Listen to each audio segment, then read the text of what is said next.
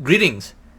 This is going to be a video that takes apart a very famous video from another channel. The channel is Economics Explained, as you can see me circling with my cursor here. And it has 1.21 million subscribers. And recently they did a video, well in April, they did a video about how hyperinflation is already here, you just haven't realized it yet. And this video has over 2.3 million views. And needless to say, just about everything in this video is wrong.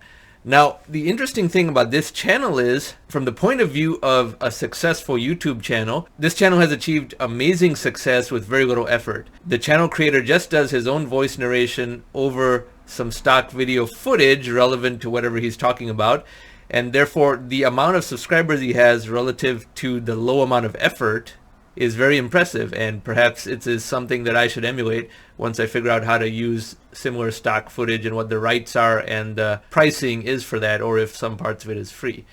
He doesn't even need a camera, he just has an audio recording over the stock footage. But that being said, the creator of this channel is someone who obviously has a formal economics degree and therefore does not actually know anything about major macroeconomic concepts. And one of the most egregious videos of that point is this one, where he insists that not only money printing causes hyperinflation, but that it is already here. Other people say that hyperinflation will happen, and they keep predicting it and it doesn't come, including Peter Schiff, who I talk about over here, and others on this channel, as longtime viewers are aware of. They say that hyperinflation will happen because of money printing, and then they don't have an explanation about why it doesn't happen. But the creator of this Economics Explained channel says it is already here, and then he cherry picks all sorts of anecdotally selected pieces of evidence that try to support his narrative of hyperinflation but don't really hold up water, and we're going to dismantle a lot of those points in this video over here. Because to say that hyperinflation is already here, and that too as of April of 2021, which itself was about 5 months ago, is absurd. And it tells us how these formally educated economists are so theoretical that they can only believe in a model that they memorized from their graduate school, and they just cannot process why their model isn't delivering the results that they have been taught to expect, and therefore they have to assert without evidence that there's already hyperinflation and come up with the weakest possible rationales for that. So there's so many mistakes in the analysis of this video that it's really going to be a lot of work to dismantle all of them, so I'm only going to dismantle the most egregious ones. And the length of this video is 20 minutes, so for me to include the entire video and deconstruction of my own would make my own video far too long, so I'm only going to do portions of it. Needless to say, you could watch the whole video if you want, and the timestamp of the Economics Explained video will be visible in the footage of it that I rebut, but you can choose to watch whatever portions of this that you want. So we go to the video and we start playing it. Under the rule of the newly formed Weimar Republic, found itself under significant duress. Okay, so he already goes back to a regime of a century ago and how they found hyperinflation.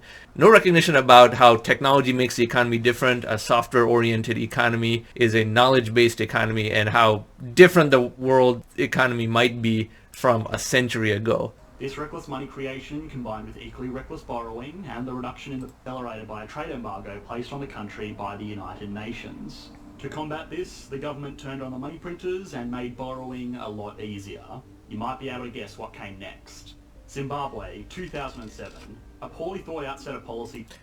Again, an extremely poor country that has no high-tech component to its economy, does not have a major software-based portion of its economy or a lot of consumer technology consumption. So the notion that hyperinflation could happen in the advanced economy just because it happened in Zimbabwe is absurd. So we continue. These saw a mass exodus of capital from the nation, driving down the exchange rate of their dollar. This made importing farming supplies like fertilizer and farm equipment very expensive, which in turn crippled the output of the nation. North Korea, 2009. Farming output was hit by sanctions and a poor... Again, he is choosing to use only the most dysfunctional, most low-tech, most impoverished countries in the world to say, hey, if money printing caused hyperinflation there, it certainly would cause it in an advanced software-heavy economy such as the United States or Japan or the European Union. This is already extremely poorly argued. 4 year for weather, money printing, hyperinflation.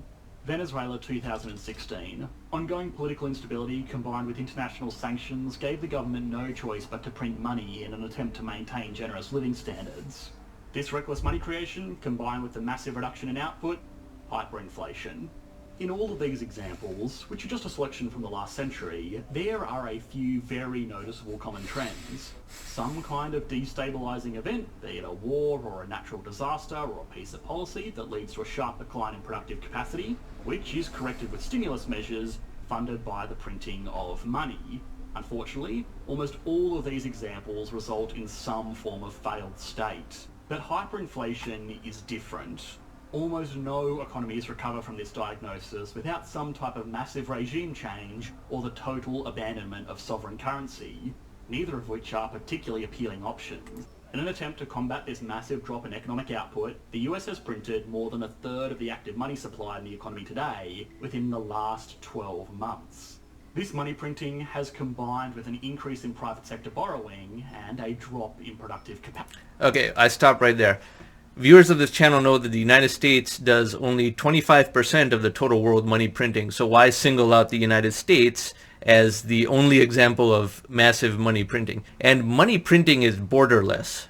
I repeat, money printing is borderless and has been going on long before coronavirus. It has been going on for 11 years, as you can see in this video over here, which is a monthly series that I do that keeps track of cumulative world money printing and why that does not cause inflation and what the actual correct amount of money printing should be to create the optimum balance. But we continue.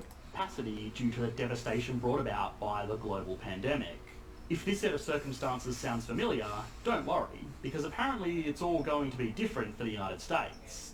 And maybe it is. Maybe the USA really is a special economy that is so large and influential that it doesn't play by the same rules as these historic cautionary tales. Yeah, those historic cautionary tales were either the most impoverished or dysfunctional economies in the world, or an example from over a century ago.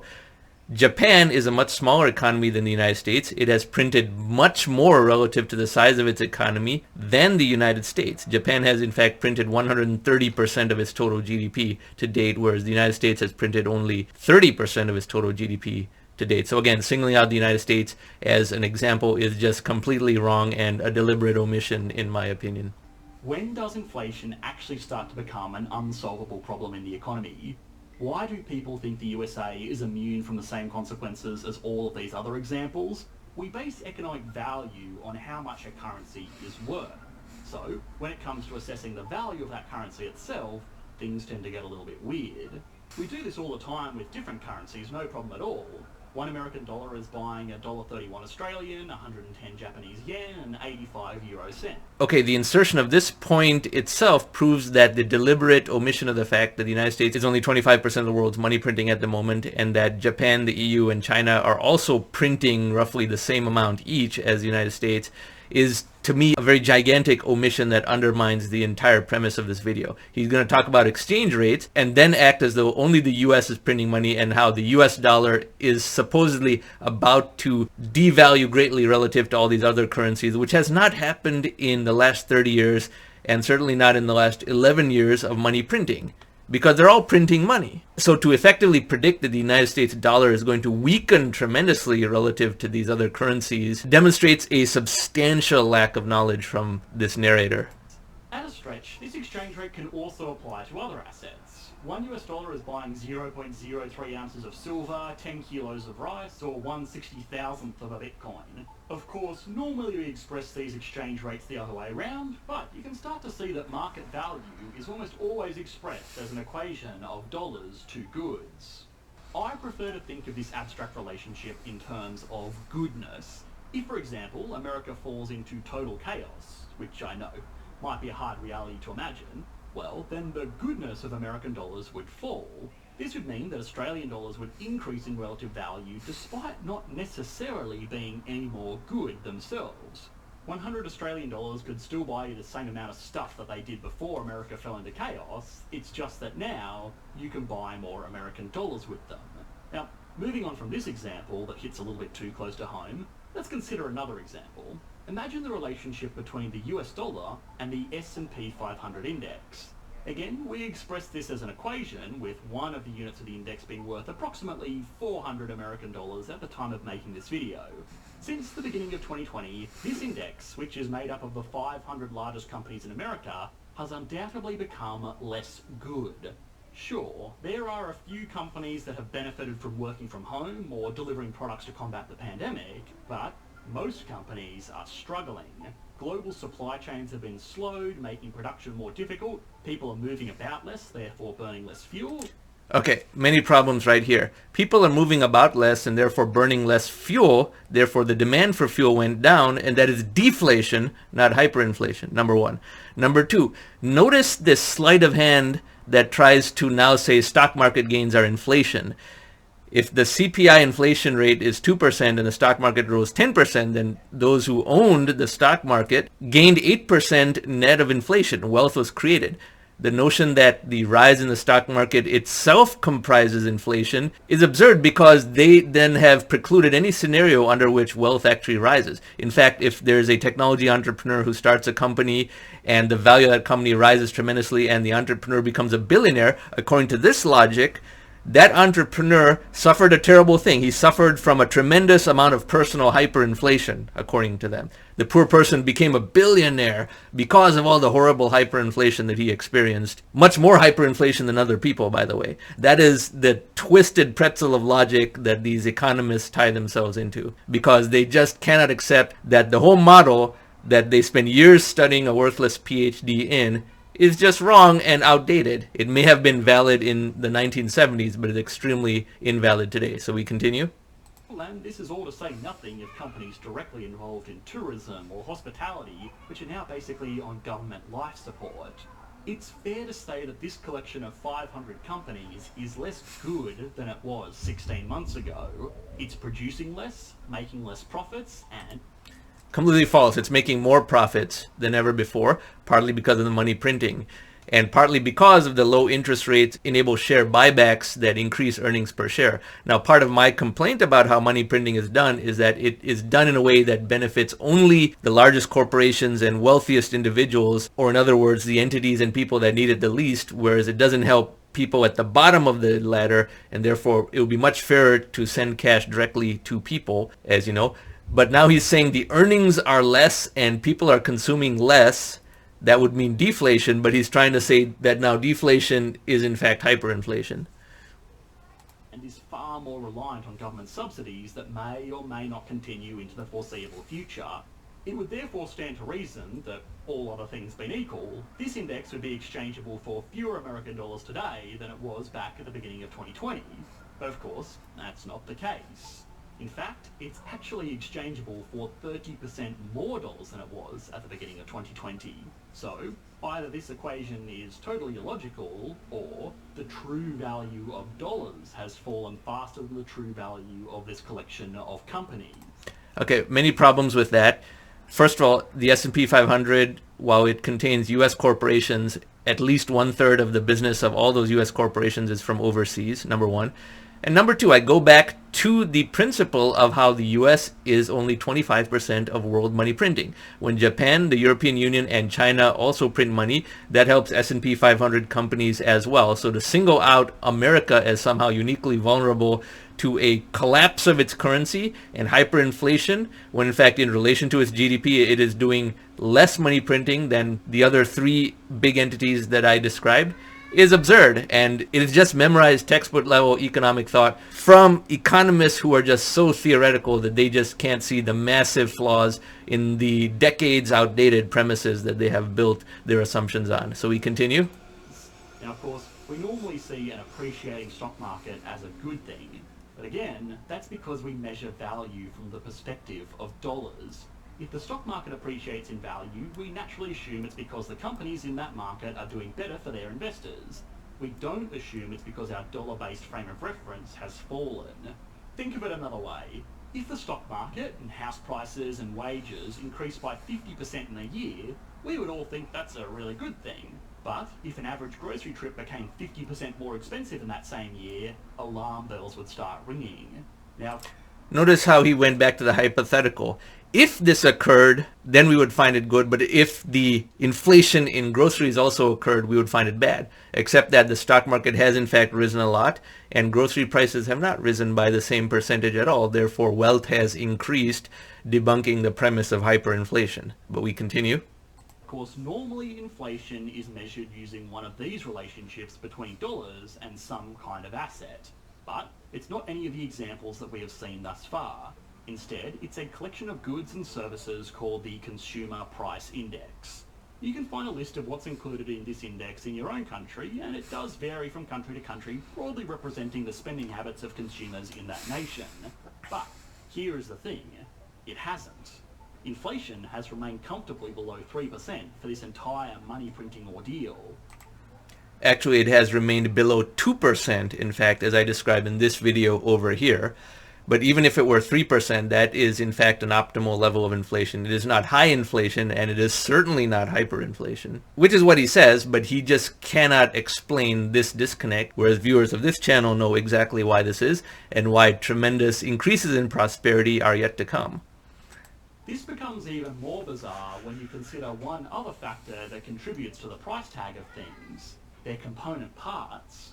Iron ore has more than doubled in price in the past 12 months. Also false, because note that he made this video in April of 2021, so he cherry-picked a point 1 year before that, which was April of 2020. And as you can see from this video over here, where I talk about the Goldman Sachs Commodity Index, that was the ultra-low cherry-pick point from a commodities price bust due to COVID. If you take the 10-year average of all commodity prices, it's actually deflationary, minus 2% a year, as you can see in that video that I just described. The same is true of lumber. Crops like corn and soybeans that make up a good portion of the food that we eat are up more than 70%. But the Consumer Price Index, an index of things that are made from steel and wood and corn and soybeans, has barely moved. So what is going on here? Is there some creative or potentially fraudulent accounting going on? Or is America really too good for inflation? Okay, again, the premises are rather absurd here, because all these commodity prices are priced globally, as we know. That Goldman Sachs Commodity Index is priced globally. And why fixate on America? America does only 25% of the world's printing, and it does less money printing in proportion to the size of its economy than Japan, the European Union, or China. So just factually wrong assumptions lead to increasingly contradictory statements being made in this video. The two big forces to consider is that the US has made a lot more money while not making as much stuff. This means that there is naturally more money bidding for less stuff, which drives prices up. Okay, another problem here. America makes a lot more software. He did not include software in his definition of stuff. That's why he assumes that all this money printing would bid up the price of the hard goods, but software prices don't increase from increased demand because they are completely dematerialized. If you sign up for a Netflix subscription, the price of a Netflix subscription doesn't rise because more consumers are signing up for it. If you download a piece of software that you pay for, the price of it doesn't rise if 1 million people want to download the same thing. And the complete non-recognition that there are value-added products that are not hard physical goods, and that dematerialization is in fact a thing, which is why all the premises he has built up on top of his core central premise don't seem to hold water. So we continue. Simple supply and demand. So far, these price hikes have been exclusively in asset markets like stocks, cryptocurrencies, real estate, and raw materials. But despite the direct relationship between these markets and the markets for consumer goods and services, the Consumer Price Index, that actually acts as the gauge for what we report as inflation, has remained stubbornly low. Wait, stubbornly low? That was kind of a Freudian slip, wasn't it? He knows money printing is going on. He believes that money printing causes hyperinflation because the entire economics profession believes that, and you cannot graduate with a degree in economics until you demonstrate that you believe that. Therefore, the CPI is not conforming with his model, so it is being stubbornly low. When in reality, in terms of uplifting the human condition and human prosperity, remaining low is a delightful thing. So we would say that it's remaining delightfully low, while asset prices rise. And also note that earlier he said it's bidding up the price of stocks, once again including stock market rise as part of inflation, when in fact inflation should only be measured by commodities as well as things that consumers consume for their lives, not the increase in asset prices, because otherwise these economists are precluding any scenario under which wealth is ever actually created by saying that any stock market rise is hyperinflation. Is likely due simply to timing. At the moment, people are still relatively apprehensive about spending too much money. The savings rate in the US is at its highest level in recent history, which means that demand for investment assets has risen at the expense of regular consumption. Now, this won't last forever. In many instances, this fiscal responsibility is not really even a matter of choice, and more so a matter of being stuck at home and unable to spend up. Wait, so he said people are putting money in stocks rather than spending as consumers, but this will reverse. So when they start spending as consumers, there will be inflation in consumer goods, but they will have pulled out of the stock market, so the stock market would go down according to him. But since he called the stock market something that also contributes to inflation and is a component of inflation, the decline in stock market would mean an offsetter of consumer inflation, so there would still be no net inflation according to his logic. You see how contradictory all his beliefs are because they don't understand the first principles of technology and economics? It's really an incredibly intricate pretzel that these people twist themselves into. In fact, in a lot of the examples we saw at the beginning of this video, hyperinflation started a year or two after the money printers were first switched on in earnest. Again, he's using the Weimar Republic from a century ago because he can't find a good example that is more recent to the present. And he's again using gold as a metric of inflation. And gold prices have not moved much at all in years and years and years, as I speak about in this video over here. And all these people who say gold is a hedge for inflation never actually talk about why gold never performs the way that they want it to. And gold has been one of the worst things you could have parked your money in for the last several decades, particularly in relation to the stock market. Now, there still might be one saving grace for the American economy, and that is its currency status as the world reserve. Now, this term is thrown around a lot, and people will often use it in this debate to argue away the possibility that the US could end up like Venezuela, regardless of how much they let the money printer run. But more... Yet again, he acts as though only the United States is printing money, that Japan, the European Union, and China are not also printing money. This is either a deliberate omission or he really knows nothing about the subject and has no business making a video like this. More often than not, people don't fully understand what it means. Back 70 years ago, it really did mean something. Before 1973, American dollars were backed by gold, and the US had by far and away the largest gold reserves in the world. Today, it means something different. The US dollar is no longer backed by gold, and most global currencies are not pegged to the US dollar and are instead free-floating on the foreign exchange market. Today, it simply means that the US dollar is the most widely held foreign currency by other nations.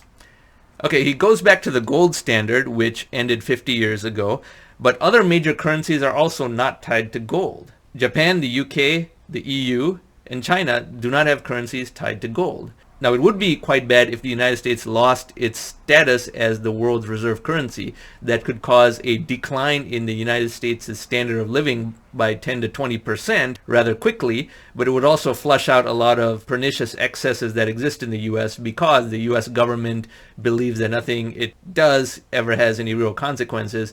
And if anything, that would be a necessary strengthening of U.S. society because a lot of pernicious excesses would go away.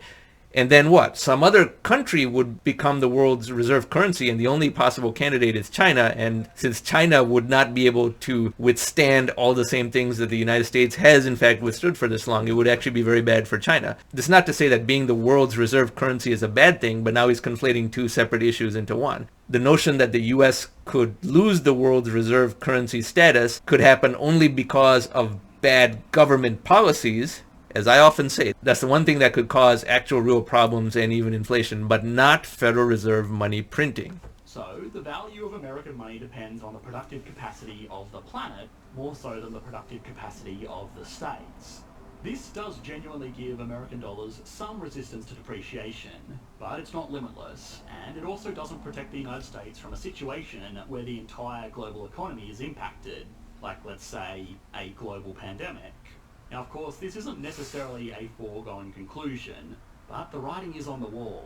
The writing is on the wall? How so? The United States is not the only country doing money printing, as I say for the 5th time in this video. Yes, the United States is doing a certain amount of mismanagement that could make it lose world reserve currency status, and as I said a few minutes ago, that would cause an immediate reduction in the standard of living of Americans, but that may also flush out certain extremely bad behavior that the US government engages in because it never faces the consequences of that behavior. So if anything, it could be a very healthy cleansing of a lot of other negative elements in US society and US governmental management. But I think we can stop over here. This video really shows how people with a formal economics background just cannot grasp what is occurring in the world economy.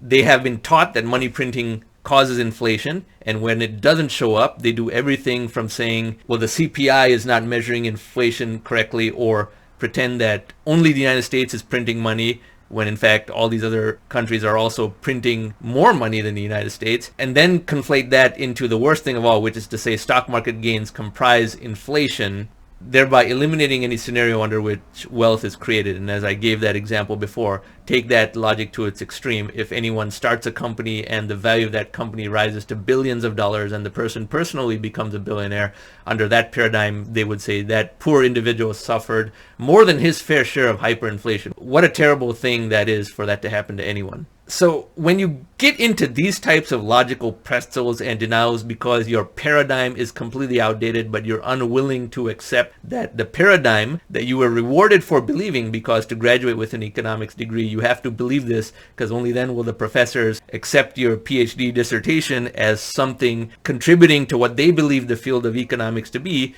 then you can't let go of these false beliefs because you have spent years and years and years mouthing the same beliefs to others who also believe these things, and you create a complete ivory tower, a bubble that resides outside of all factual evidence. And that is why the economics profession is in fact the most out of touch profession relative to the changes in its own field, relative to anything else in the world today.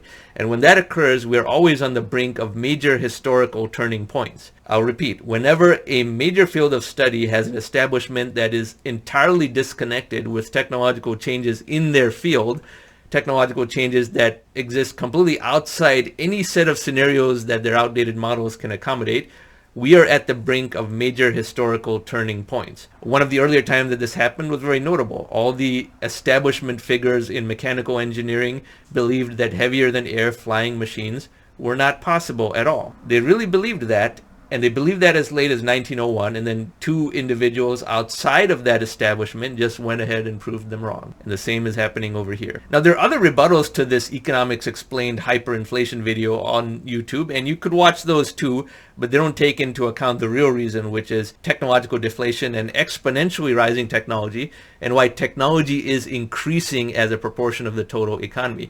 This Economics Explained video also pretends as though quantitative easing only started with the COVID-19 crisis in March 2020. It ignores the prior 11 years of money printing that have occurred beforehand. And as you can see from this chart over here, for which I do monthly updates, he is only talking about this money printing over here. What about all the many trillions of dollars, 20 trillion in fact, that occurred before the COVID-19 crisis? So he's only looking at this and completely ignoring this, which also did not cause inflation because it's inconvenient to his narrative. And while we're here, let's look at this particular point because this annoys me a fair bit.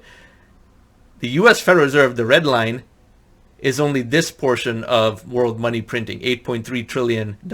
European Central Bank, Bank of Japan, and People's Bank of China are all doing similar amounts, and Europe is doing the most. So the United States is only 8.3 trillion out of 30 trillion, so about a fourth. And when you go down here and look at a percentage of GDP, total assets of major central banks as a percentage of local currency nominal GDP. The US is the lowest of the four. The US Federal Reserve, the red line, is the lowest of the four. The United States has done about 31% of its GDP in money printing in 11 years, and only a portion of that in the coronavirus timeframe. Look at how much Japan has done. Japan is 130% of its GDP in money printing. Does Japan have hyperinflation? I don't know a single person in the world that claims Japan has hyperinflation, but notice that the Economics Explained video went far out of its way to make sure it never mentions Japan at all. They went so far as to go back a century to Weimar Germany and then talk about North Korea, Zimbabwe, and Venezuela, but not modern Japan. And even the European Central Bank has done more than 60% of its GDP in terms of money printing. Way more than the United States. Way more. The European Central Bank, the same continent that the Weimar Republic once existed in. So even they are not afraid of money printing anymore. Only the economics profession and whoever they can dupe and sucker actually is. So this was a pretty long video, and I don't want it to become too long, but if you found this type of content informative, I encourage you to subscribe to this channel, and thank you very much for watching.